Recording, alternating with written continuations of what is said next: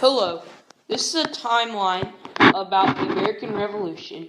In this timeline, you will be hearing about George Washington as the Commander-in-Chief, the Declaration of Independence, the Treaty of Alliance with France, Articles of Confederation, the Treaty of Paris, the Federalist Papers, and lastly, the Constitution of the United States.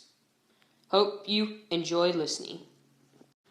The first event on the timeline is George Washington as Commander-in-Chief.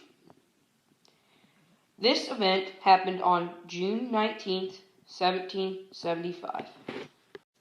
So, you may ask, why was George Washington chosen to be Commander-in-Chief? Well, he had lots of military experience, and this is one of his greatest images of him being in the Commander-in-Chief office. This is also a picture of George Washington, the Commander-in-Chief of the U.S. military. This is an image of George Washington on his horse as the Commander-in-Chief. He did not receive pay for his position because he wanted the debts at the end of the war to be paid by his salary. The Declaration of Independence happened on July 4th, 1776, our country's birthday.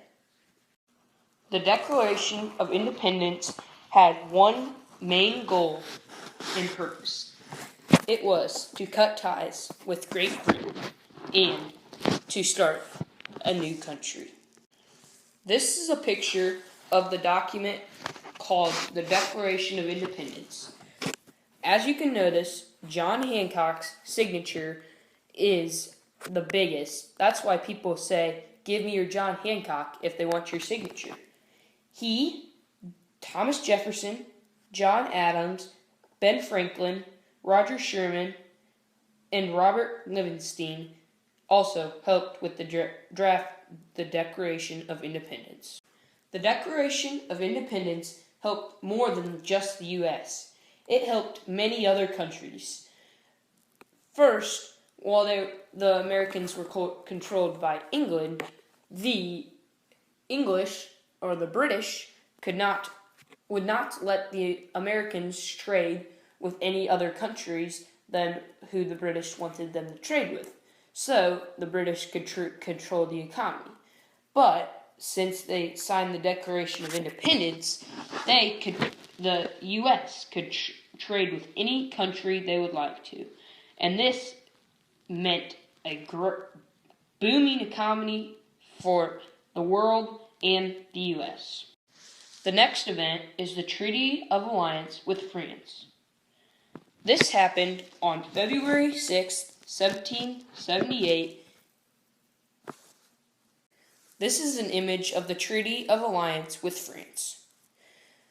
Why did the French form the alliance with the Americans? Well, they formed an alliance with the Americans to help promote trade with the Americans and help get the country started. This is an image of the U.S. celebrating with the French after their independence. Congress sent over Benjamin Franklin, Silas Penn, Arthur Lee, so we could maintain peace with the French. This is a picture of the American flag and the French flag combined. This symbolizes creating a military alliance, which happened when the French and the Americans signed the Treaty of Alliance with France on February 6, 1778. The Articles of Confederation is a very important date in U.S. history. All 13 states ratified these Articles of Confederation on March 1st, 1781. This is a postage stamp of drafting the Articles of Confederation. The Articles were started on July 12, 1776.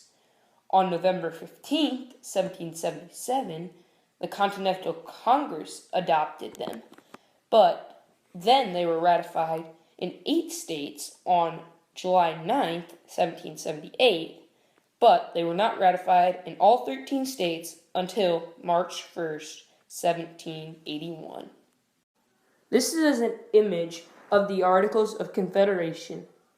The original purpose was the colonists needed a strong federal government, so they wrote the Articles of Confederation, which helped get them a strong federal government. This is a picture of the Articles of Confederation zoomed in.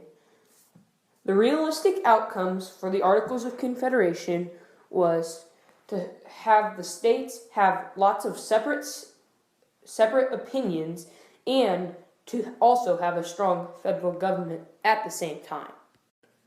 The Treaty of Paris was a very important event that happened in Paris during the year of 1783.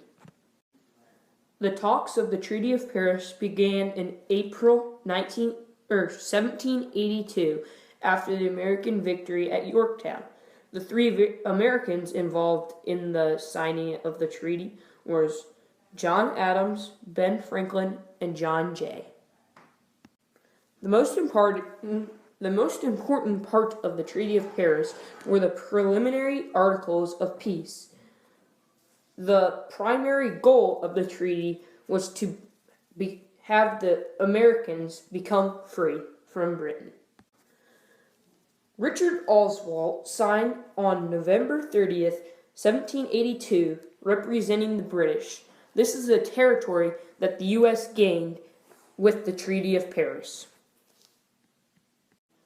The Federalist Papers were written in 1787 and 1788 by New York citizens to convince people to become anti-loyalist. Federalist means to support a federal system of government. The colonists wanted a countrywide government so they could rule the people of the United States. The importance of Federal Number 84 is the Bill of Rights could be potentially dangerous. The Federalist Papers were written in New York newspapers. The name used to write the Federalist Papers was Publius. Alexander Hamilton, John Jay, and James Madison wrote 85 letters under this name to attract loyalists to move to oppose Britain. The Constitution of the United States was signed in September of 1787, but wasn't adopted into a federal existence until 1789. Ratify means sign or give formal consent. The states had the most power until this document because they could act like countries. A recurring problem was that the states could choose what they wanted to do and were acting like countries instead of obeying the Constitution. But then, finally, they obeyed the Constitution. I hope you enjoyed listening to the timeline of the American Revolution. Thank you for listening.